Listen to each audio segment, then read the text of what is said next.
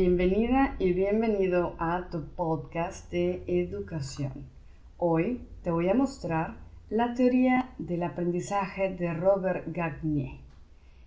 Robert Gagné fue un psicólogo norteamericano que nació en 1916.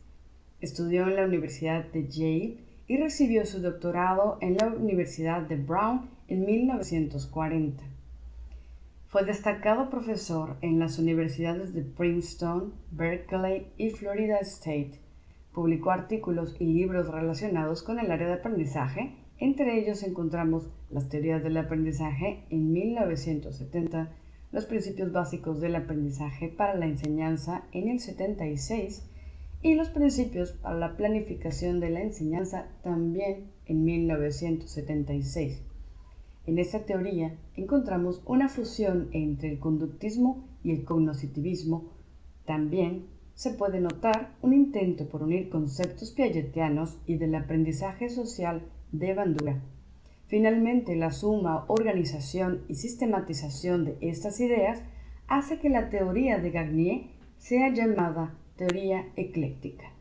La teoría de Gagné se enmarca dentro de las teorías del procesamiento de la información o también llamadas teorías cibernéticas. Desde este punto de vista, el proceso de aprendizaje del individuo es similar al funcionamiento de una computadora. La teoría de Gagné o teoría ecléctica tiene 8 fases. Estas fases están divididas de la siguiente manera. La 1 es la fase de la motivación, en donde debe existir una promesa de esfuerzo o expectativa para la persona que va a aprender. La fase 2 es la de comprensión o aprehensión, en donde se dirigen los mecanismos de la atención hacia un elemento que debe ser aprendido para percibir los elementos destacados de la situación. En este caso, el profesor lleva a los alumnos al patio y pide a una mitad del curso que le tome el tiempo desde que comienza a correr hasta que se detiene, y a la otra mitad que midan la distancia recorrida en su trayecto. Luego vuelven a la sala y anotan en el pizarrón el tiempo y la distancia acordados por los alumnos, calculando con esto la velocidad de su profesor. La fase 3 es la fase de adquisición. Aquí juega un rol importantísimo la codificación, el paso de la memoria de corto plazo a la memoria a largo plazo de la información transformada. La fase 4 es la fase de retención. La información es procesada dentro de la memoria a corto plazo para determinar la permanencia en la memoria a largo plazo de forma indefinida o con desvanecimiento paulatino. La quinta fase es la fase de recuperación. Propio de la acción de estímulos externos, a veces es necesario recuperar la información desde la memoria a largo plazo, para lo cual se sigue el mismo camino de codificación seguido para guardarlo. La sexta fase de generalización es la aplicación de lo aprendido a un sinnúmero de situaciones variadas. La séptima fase de actuación o desempeño. En esta etapa se verifica si la persona ha aprendido, dando como supuesto el hecho de que ya recibió la información. La octava y última fase es la de retroalimentación. Aquí se confirman las expectativas de refuerzo utilizando varias opciones, en donde el profesor hace ejercicios en el pizarrón para que los alumnos comparen su desempeño con el modelo y así fortalecer lo ya aprendido. Retroalimentación informativa que proporciona comparación con uno o más modelos. Después de las fases, tenemos las jerarquías de aprendizaje. Las jerarquías de aprendizaje son 8 también. La 1 es aprendizaje de signos o señales. Los signos o señales son cualquier estímulo al cual puede asociarse algún concepto. Por ejemplo, los truenos, el cielo oscuro. Se sospecha que puede llover. Es un aprendizaje de comportamientos involuntarios que la persona presenta automáticamente frente a ciertos estímulos. Este aprendizaje genera una respuesta difusa y general ante una señal o estímulo y está vinculada a efectores que dependen del sistema nervioso autónomo. Se logra mediante el condicionamiento respondiente clásico o pavloviano.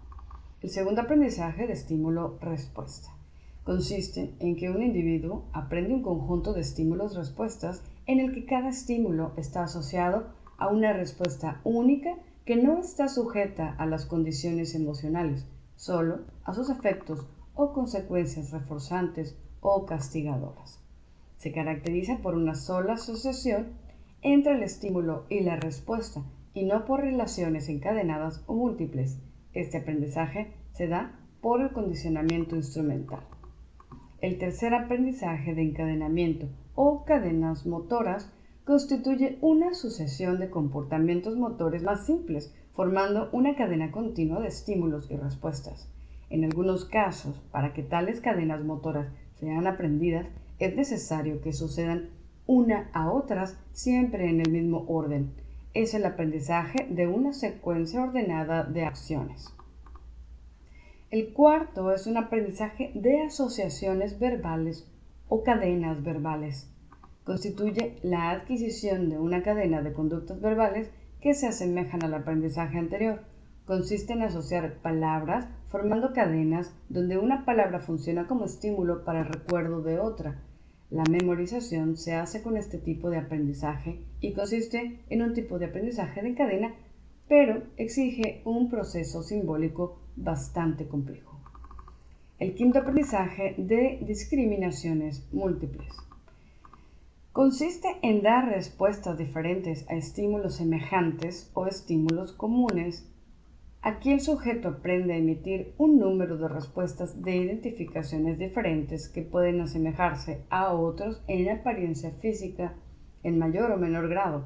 Implica asociación de varios elementos y también la discriminación múltiple. El sexto aprendizaje de conceptos es cuando ocurre lo contrario del aprendizaje de discriminación. Consiste en dar una respuesta común ante estímulos diferentes físicamente con características comunes en varios aspectos. Es aprender a dar una respuesta o concepto de identificación a una clase completa de estímulos u objetos o acontecimientos. El concepto es una representación mental de una clase de estímulos y excluye a otros. Implica la capacidad de responder a los estímulos a través de conceptos o propiedades abstractas como el color, la forma, el tamaño, el número, etc. El 7 es el aprendizaje de principios. Consiste en la adquisición de una cadena de dos o más conceptos que va a controlar la conducta, de modo que sugiere una regla verbalizada. Para aprender un principio es necesario tener aprendido previamente los conceptos que lo forman. Es posible el aprendizaje mecánico de enunciados de principios sin entender realmente las razones del mismo. El octavo y último aprendizaje es el de resolución de problemas. Esta es una forma superior de aprendizaje. Permite que las personas enfrenten dificultades y solucionen problemas mediante la aplicación de principios conocidos. La solución de problemas es un tipo de aprendizaje que requiere de actividad cognitiva compleja denominada pensamiento. En esta forma de aprendizaje, dos o más principios adquiridos se cambian de algún modo para producir una capacidad nueva de actuar dependiente de un principio de orden superior. Para que un sujeto pueda solucionar problemas, es necesario que conozca los principios aplicables y sea capaz de recordarse de ellos y aplicarlos según sea el caso.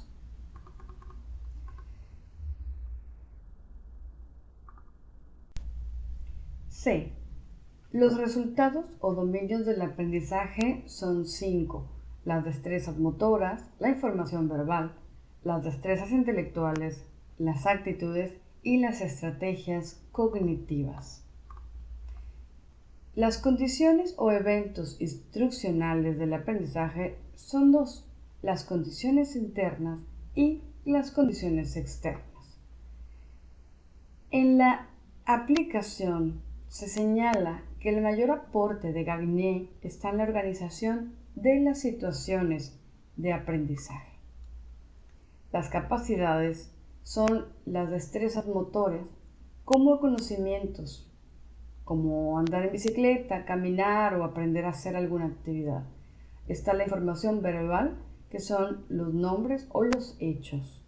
Las destrezas intelectuales, que son las destrezas y la adquisición de conceptos.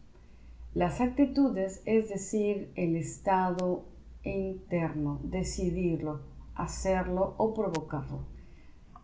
Y por último están las estrategias cognitivas, que son los procesos de control y atención, como la lectura. Por último están los dominios, y son 8. Son las señales, como cuando alguien te dice adiós o sacan una tarjeta roja en el campo de fútbol. Los estímulos respuesta, que son la causa y efecto. El encadenamiento, que conecta por serie de 2 o más estímulos o respuestas. La asociación verbal, que va ligadas a las aprendencias de secuencia tipo verbal, como el hecho de hablarte en este momento. Las discriminaciones múltiples, que son la de identificar diferencias y semejanzas. El aprendizaje de conceptos categoriza objetos, por ejemplo, las naranjas en una bolsa, los plátanos en otra, etc.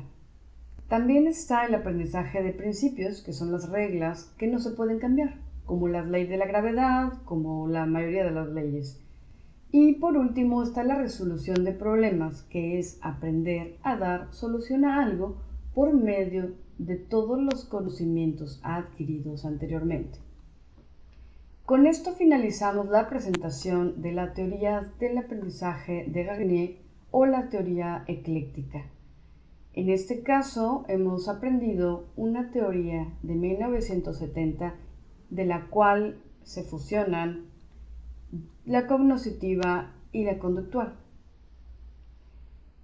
Podemos ver que es de alguna manera vigente. Sin embargo, la educación en estas épocas ha dado un giro y vamos a dejar un espacio para su discusión.